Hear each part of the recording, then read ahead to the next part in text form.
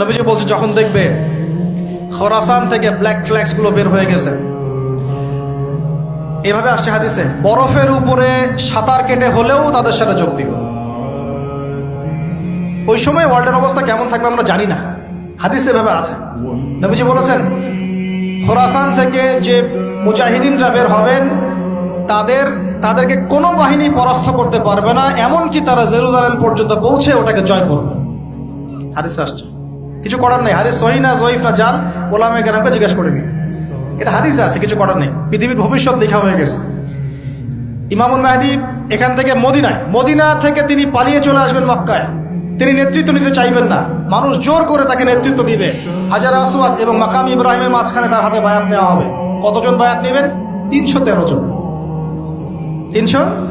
এরপর শাম থেকে একটা বাহিনী তার সাথে যুদ্ধ করতে আসবে।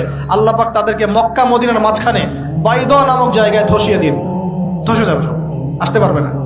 তারপরে বনু কালব নামে একটা গোত্র থাকবে আরবে, ওই কালবের সাথে ইমাম মাহদী যুদ্ধ হবে, ইমাম মাহদী জয়লাভ করবেন ইনশাআল্লাহ। তারপরে তিনি সারা ওয়ার্ল্ডটাকে আবার রুল করা শুরু করবেন।